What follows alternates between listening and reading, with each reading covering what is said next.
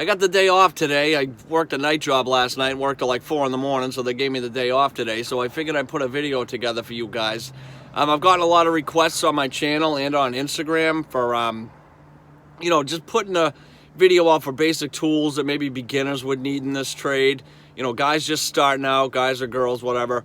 Things like that, things that companies don't supply or anything like that. So hopefully you guys enjoy, and let's get to it. All right, guys, so here we are. We're going to go from left to right. We're just going with basic hand tools and things that you are going to need to get started. You don't need all of this, but this is just my suggestion of stuff that I use and that I find works really well. You're going to need a pair of channel locks.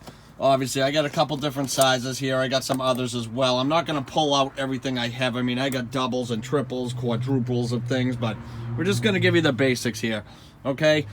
A pair of dikes you're going to need. Obviously, a service wrench. This is the 11/32 nut driver. You're going to need that for fan motors and things and evaporators for the nuts that hold those in place in refrigeration evaps. Always good to have a stubby screwdriver. This is the 6-in-1 stubby. Got the 1/4-inch, 5/16, and 2 different sizes of Phillips and flathead.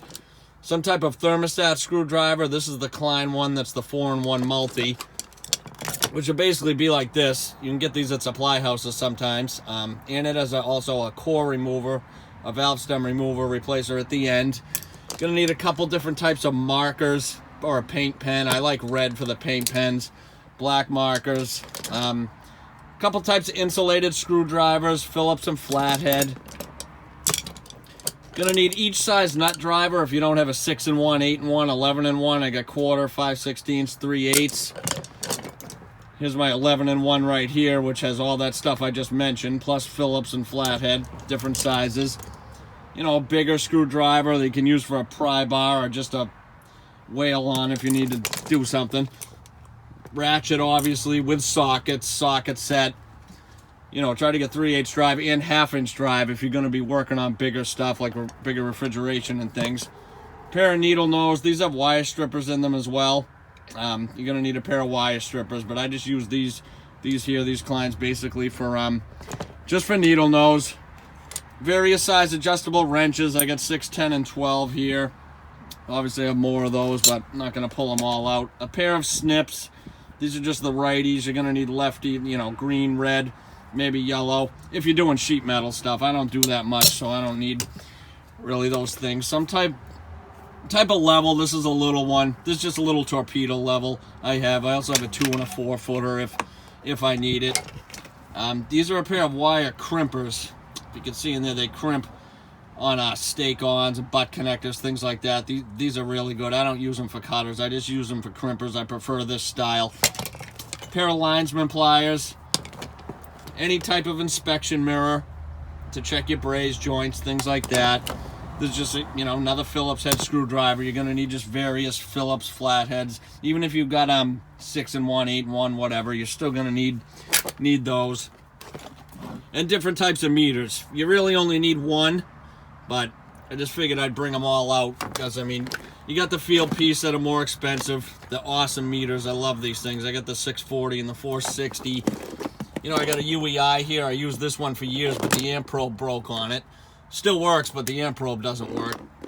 That's been a great meter, the UEI. I got a cheaper Klein one I have, and this is an old UEI multimeter that I really don't even use this type anymore, but still have it anyway. You're going to need some type of drill or impact. I got the 12-volt and the 18 Milwaukee's. These are both the impacts.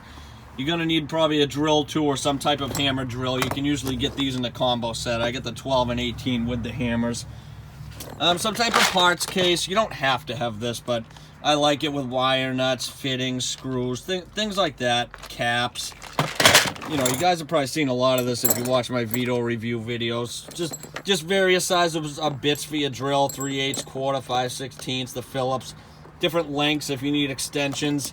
The bit here, the 3/8 bit that you would put a socket on for your impact. You're going to need some type of thermometer. I have this UEI one. I also have this old Cooper here. This big thing. That works awesome too, but definitely some type of pocket thermometer. Tape measure. You're going to need lighting, headlamp for out at night or just in tight spots and you don't want to hold a flashlight. I got 2 other flashlights here, both with magnetic bases, so you can stick them on to anything basically. They work great. You're gonna need your torch over here. We use a turbo torch. We don't use oxyacetylene, we just use acetylene. So some companies supply these, some you gotta buy your own with the hose and everything. But I have my own, and my company supplies one, so I'm lucky enough to have 2. You're gonna need various sizes of torch tips. Gauges, obviously, analogs, digitals. You don't have to have the digitals, guys. I don't care what anyone says. You can do just as good a job with the analogs. I didn't even start using digitals for like 2 years ago, and I've been doing this for 20 years, okay? The only reason I got these is because we got a huge discount on them at my company. If we didn't get that, I'd still be using my analogs for everything, and I've never had a problem in 20 years. So don't listen to people that say you gotta have digitals, because you don't. And if you want, just for extra, get a little Bluetooth speaker or something, get some music going up on the roof if you want, you know. Various size tubing cutters. Got the smaller one. I should have one size smaller than this, but I don't. You got this one here, and then the big one. This goes up to 2 5/8. That's if you're doing big stuff, guys, like big refrigeration stuff and things like that. You know, I mean, this is really just your basic setup, guys. This is all you really need. It looks like a lot, but it's really not. And it can vary in price. You don't have to have all kinds of top-notch stuff. I don't. Some of my stuff is, and some of it isn't. I find I spend all kinds of money on expensive things, and those are the ones that get lost. I'd rather buy the Home Depot Husky screwdrivers half the time. You get a set of these things, you get like 15 of them for like 20 bucks. And they're great screwdrivers, and if you lose one, it's not really bad. It's not like losing a $25 Klein or something, you know? I mean, you're gonna need some type of tool storage. Like, I got my Vetos here. I use the TP4. I got the MB2 for my meter bag and my electrical. I mean, I got my toolboxes here. A lot of this is shown in my service truck tour video. And I got the rest of this. I got that whole rigid kit from Home Depot. I got that when it came out a few years ago with the wheels on the bottom. If you got to wheel all your tools in and stuff, it's great. You know, and I got another Veto.